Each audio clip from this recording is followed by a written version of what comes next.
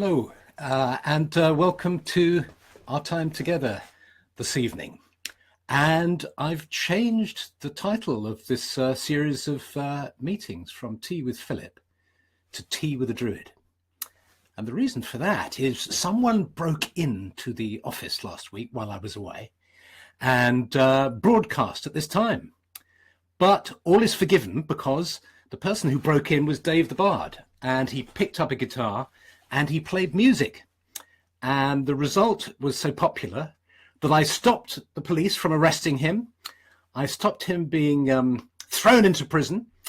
And I've even forgiven him promoting coffee rather than tea. So you can see what a big heart I have. And you can see, and I realized, I came to the conclusion that we should have more guests. We should have Dave back with his wonderful music, his fantastic songs and lyrics. And Dave was wonderful, says Amy. Yes, I agree. Bridlington, East Yorkshire, coming in here. New Zealand, AD, hello. Alabama, Tammy Morris, yeah, great. Yes, it really was lovely, wasn't it, to have Dave playing and to see him. And I thought, let's do more of that. Let's have more guests. I've tried to persuade Stephanie, but she's a backstage person. She doesn't like presenting out in the front. But who knows? Maybe we'll persuade her to come one day. So we'll just have to persuade Dave not to promote coffee. This is definitely tea at tea time. So while Dave was entertaining you, I was in the most extraordinary place, which was North Watford, an extraordinary place, exotic North Watford, and Athens, and Derbyshire and California. Hi, everyone. It's great to see everybody gathering. And of course, we're an hour later, which might suit some people. I think certainly in the States, perhaps it's a better time for you, because I think, as far as I understand, we're an hour earlier, unless you've changed your clocks as well. So it's great to be with you. And it was lovely being in America last week, being in Louisiana and talking to people who join us in this circle every week. And that's fantastic. Patrick Bourgeois being one of them. Keith Ferguson asking if I'll sing. Well, I think you'd regret that, Keith. Let's wait and get Dave back on sometime. So, but Charlotte Ann, I'm afraid you must leave at once because you're enjoying coffee. Go back, get some tea, and then come back again. So now, I want to talk to you really about an idea that was triggered when I was in the States, which was visiting New Orleans. I had a fantastic time with the Gulf Coast Gathering, a bunch of Druids and friends and family, where we spent some days together, and that was wonderful, by the fire, meditating, doing workshops, visiting the extraordinary trees that you have there, the live oaks with the spooky Spanish moss that dangles down from them. And then I went to New Orleans. And New Orleans is one of the most fabulous cities in the world, I think. It's so beautiful. It's incredibly rich in culture with its Spanish, French, even Portuguese influences, Haitian influences, Afro-Caribbean influences, African influences, Native American, Indian influences, all those influences. And the Cajun influences, the Acadians down from Canada and originally France and so on. So an incredible mixture. And not only that, but it defies gravity. It's a city where you stand on a levee and you see the water level there of the great Mississippi. And then there's the city down there. It's mad. It defies common sense. It defies logic. And it defies the laws of physics. And yet it's there. And for me, feeling so free in New Orleans and feeling the kind of sense of celebration and multiculturalism in New Orleans, the wonderful sort of kind of weaving together of different cultures and peoples, it occurred to me that it was a wonderful message. I thought, I feel so at home here, sitting in a little cafe in 80 degrees Fahrenheit sunshine, jazz being played on street corners and in cafes, this tremendous sense of freedom. What does it say for us? And I think the message it is giving really is to allow your soul to shine, to allow yourself to be different, to be unique, to not be a slave to normality, to ordinariness, to what we think as conformity. This is a big thing, I think, because there's this tremendous pressure for us to be normal, so-called normal, to conform. And when we look at the world outside ourselves, I think one of the reasons why we're interested, I guess most of us here are interested in alternative spirituality, different ways of doing life, is because we kind of know deep inside that it's not normality that we're after. What is normal? To chase money, to have the lack of ethics, to be obsessed with greed, with exploitation of the earth's resources, exploitation of people, domination, all the kind of ills of society are not what we're aiming for. We're aiming, I think each of us will have different aims and different goals, but essentially normality, if being normal means that, putting on a suit and working for the man, the corporation, is not what we want. And the city seems to be saying that in a way. It's saying, don't conform. And, what I like to think of, normality, the way science is so revered, and of course it's been hugely valuable, so I'm not discounting the effect of science at all, but there's a way in which putting on a white lab coat is okay, but putting on a white robe is not. Somehow, what Druidry does, what every spirituality does, is it's kind of crazy if you think about it. If you look from the point of view of so-called consensus reality, what Druids do is nuts. What most religions do are nuts. They dress up in funny clothes, they burn tree resin, they engage in strange acts that don't make them any money at all and don't seem to advance them, that can even seem superstitious. And yet, somehow, these activities, these rituals, these ways of being have acted as cohesive forces in society, divisive forces as well. But in many ways, the area that I want to focus on is on the creativity that it releases. That somehow, when you succeed in dispelling, getting rid of the spell of having to conform to consensus reality, to what the outside world seems to think is normal, you can start to feel free. You can enjoy the color that's in your soul and the uniqueness of your own soul without it becoming, let's say, without this idea becoming an injunction that you have to fulfill. Because the trouble with all these ideas, of course, is that immediately you tell yourself that you must. So, for instance, if you say, I must be eccentric, I must allow myself free rein and all the rest of it, you start to beat yourself up because you feel that perhaps you're not expressing yourself fully. So I think one of the goals that I adopted in life early on, and I hope a lot of you too, was that to not be confined by what society seemed to think was normal. And the Henry Dobson says, I've never been normal. Hurrah! That's fantastic. And what the lesson for me of New Orleans, it's hard to describe how powerful this effect was.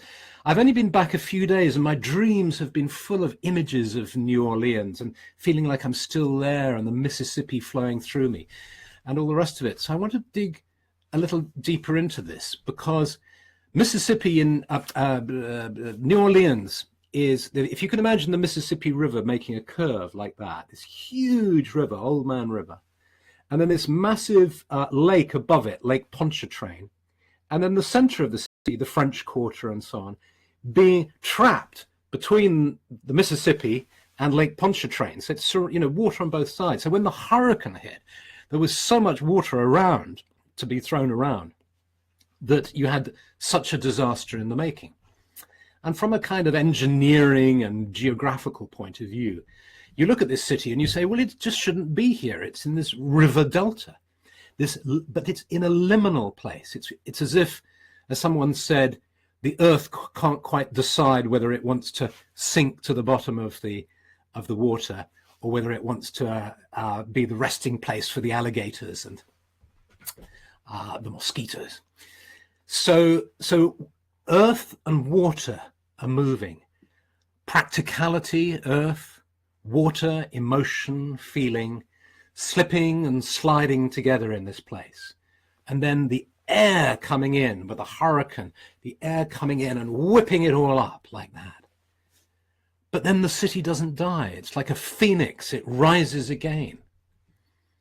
And there it is in all its beauty. It's something extraordinary. It's something about the lesson of the phoenix. What if I could allow the practical, down-to-earth nature that I have, the earth in me, that knows I have to pay a mortgage, that knows I have to be sensible about health, money, the house, that when repairs need to be done, I need to attend, all those practical things. But how can that practical side of me meet the emotional side that just wants to dance in the rain, that doesn't give a damn about money and doesn't give a damn about the house, and wants to just feel really powerfully and strongly, feel love, feel compassion, feel creativity, that wants to pick up a brush and paint beautiful colors everywhere?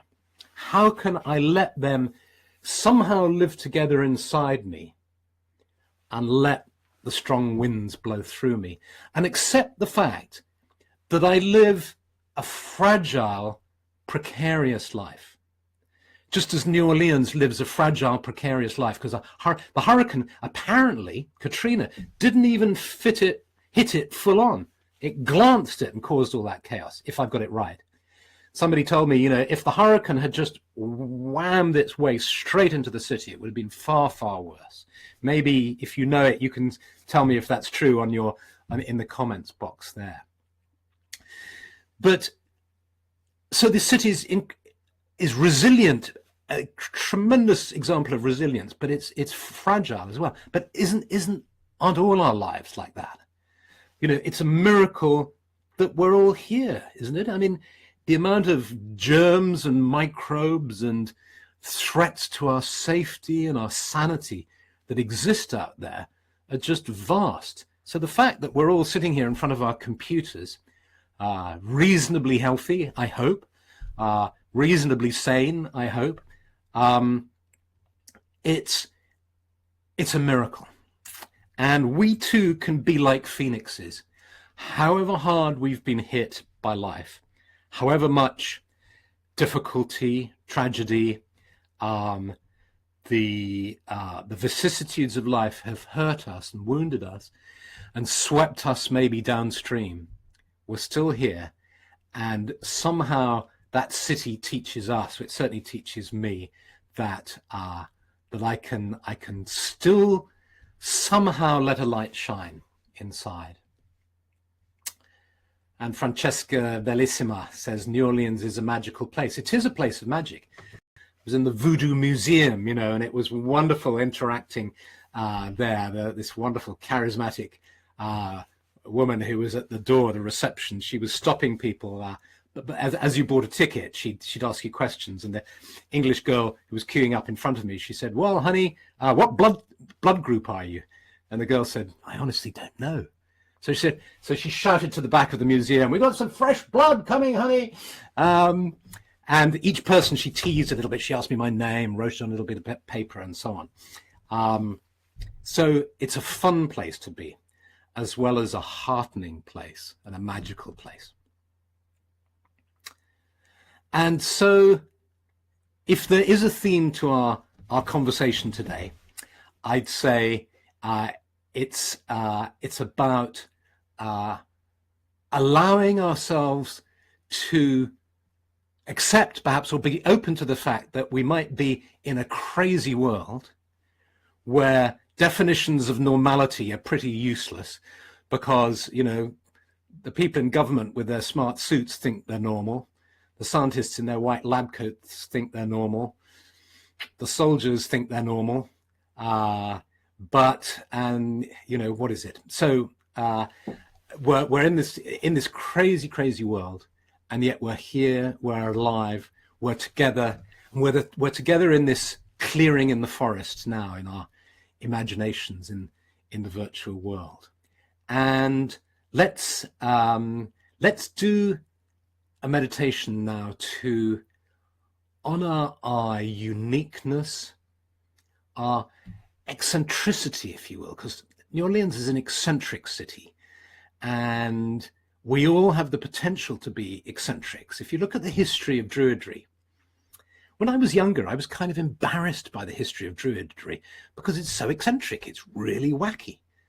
But as you start to study other spiritual paths, you see they're all wacky.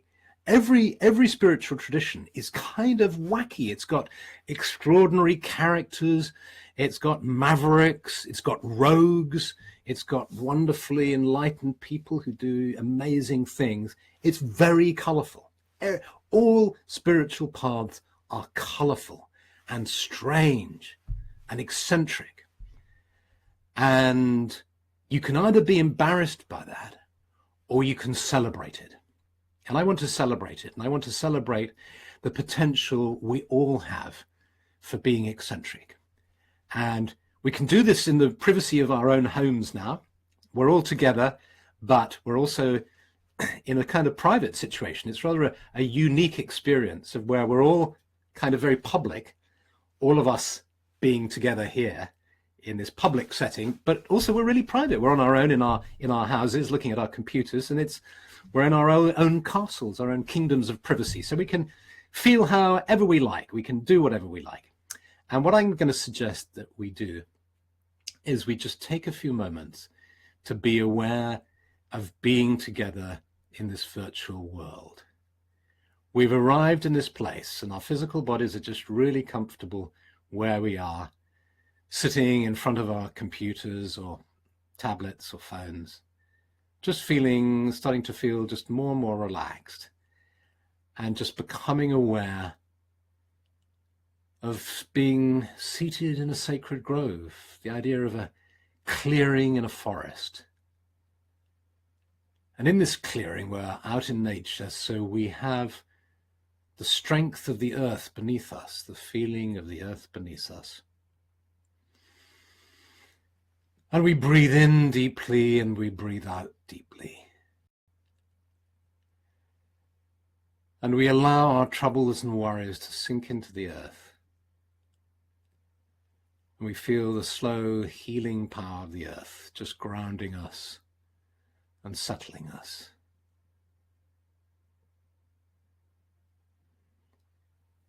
And we can feel the energy of the earth flowing up into our bodies, into our beings.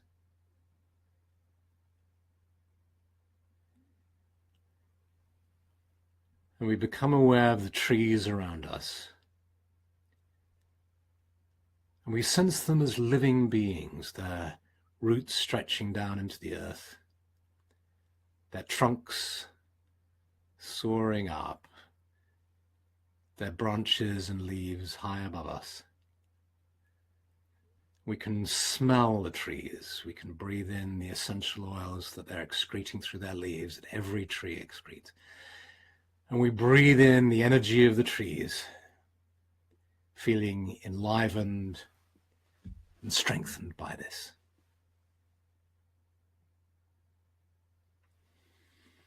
And we become aware of the energy of the sky. And we breathe in the energy of the sky now. And we feel the energy of the sky flowing into our lungs, into our bodies, into our energy fields, bringing us vitality. And the energy of the sky meets the energy of the earth within the center of our being.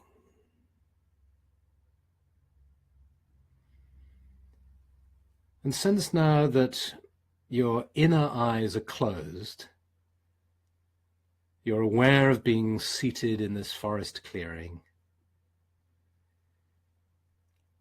And you become aware, even before opening your inner eyes, of a little being, or maybe not so little.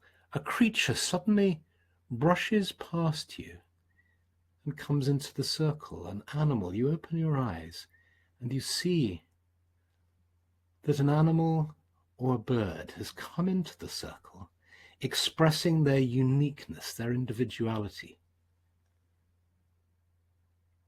Such a surprising guest who just sits or stands or settles near to you, just near enough to be comfortable, and just takes some moments to admire this creature in all its uniqueness.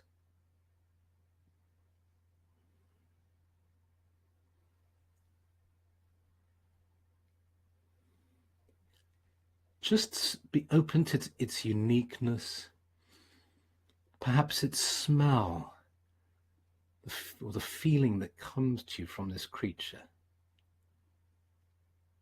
Just sense your love for this creature and your admiration for its distinctness.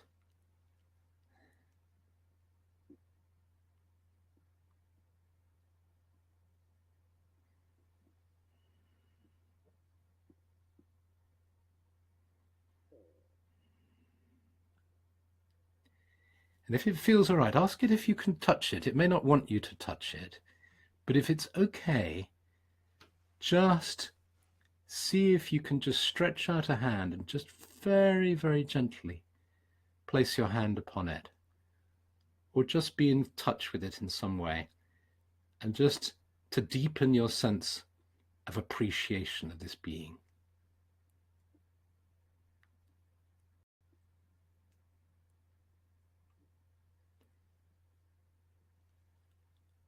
And then take your hand to your heart, the hand that was touching the creature, and just bring it to your heart, so that perhaps some of the beauty and the distinctiveness of that creature can be with you in your heart.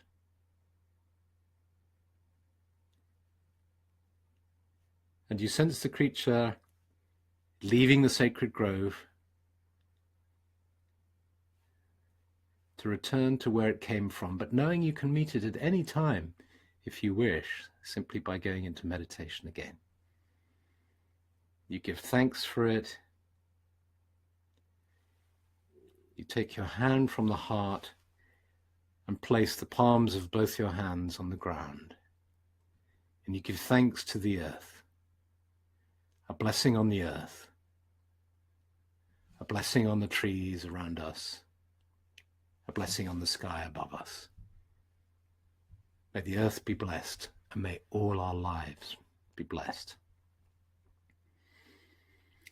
And then slowly allow your awareness of the sacred grove to fade, and just feeling really comfortable in your own body, taking a breath, and then as you breathe out, just open your eyes to become aware of being seated in front of your computer or your tablet. Jade Adams is on a bus. Kyla Young Wolf is sitting in their car. I hope the car isn't moving, Kyla. For heaven's sake, don't do these meditations if you're driving. You'd be nuts if you were. Natalie is more sensible. She's in her living room in Munster in Germany. I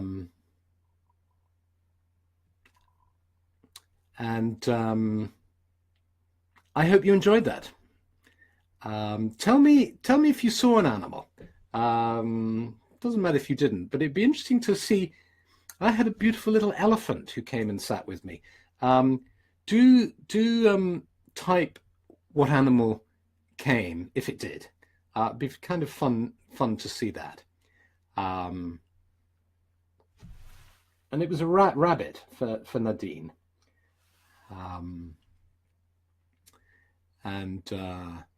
Sam is on a train. People on trains and buses and cars. I had no idea when I do these broadcasts, somebody might be watching it on a bus or a train.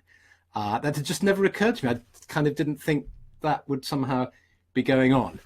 So let this be a word of warning to you. Please be careful when you meditate, because if you're on a bus or a train, you never know whether somebody's going to jostle you, or you'll miss your stop. Save the meditation till later. That would be my advice. Somebody saw a fairy. Somebody had a rabbit when it's Easter time, so rabbits would be very appropriate. Someone else saw a robin, a tiny crow, a baby red fox. Yes, an opossum. How lovely. A wild horse, like a Highland pony. I saw one of those yesterday in a little village of Firle in Sussex. So the lovely thing I think about these exercises to remember is you don't have to worry about whether it's your imagination or whether it's real or anything. You just allow it, and if you don't see something, you can even kind of imagine that there's a rabbit or a possum, or Keith Ferguson is sitting under a pine tree, far more sensible than a bus or a train, Keith. And Andre Bourg met a phoenix from The Storyteller. That's fantastic. A hawk. So I think the reason for seeing animals is this, really. If you think about the diversity of animals, the difference between a baby deer and an elephant and a possum and a raven and an elk, they're all so vastly different. Or think of a dog, for instance. The difference between a dachshund and a St. Bernard. This huge range. It's just animals aren't burdened by being hung up on how they look or whether they are the wrong size or color or shape. They are supremely themselves, and they're unique. There's an extraordinary think of a zebra and a giraffe, for instance. And I think loving animals and seeing them in our meditations and working with them in an inner way can encourage us to embrace our own uniqueness. You might be a zebra, I might be a giraffe. How different is that? And yet we look each other in the eyes and we recognize that spark of divinity and that sameness. So we know we're the same, we know we're at one, but we're also very, very different. And so we don't feel we have to conform. We can be as colorful as we like or as colorless as we like.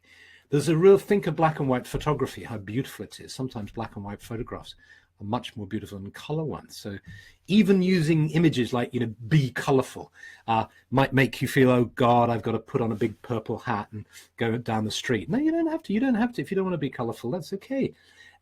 It's a question of just allowing the uniqueness of your soul to come through. Riley Wasser said, an actual animal crawled up next to me. She was soft and furry and is now purring. Well, that's great, because I know in some of these sessions we have real live animals participating, dogs and cats and so on. So, look, I will say goodbye to you now. And from now on, we're going to be having tea with a Druid. I'll be seeing you next week. Who knows who you'll be seeing in the future? And maybe we'll have some animals come along. That would be great. God, I'd love to bring an elephant in here. That would be such fun. So have a lovely week, a wonderful week, and see you all next week. Okay, lots of love. I'm now going to make some more tea and come back and read your comments and pop it up. And I've got a couple of references that I'm going to put up on the blog post. One to Alain de Botton, who made a film and a book about status anxiety. It's a 2-hour film. It's long, but it's good. I'll pop it up on my blog with the recording of this. As he gets into the second hour, he starts to look at groups who break with the tradition of having to keep up with status, i.e. normality and conformity. So it's relevant to what we talked about. If you're into psychology, have a look at the work of Otto Rank and Sheldon Solomon, the psychologist, because Otto Rank was an absolute genius when it came to working with creative differences and letting your uniqueness shine. So until next week, lots to think about, and see you again then. Okay, Bye.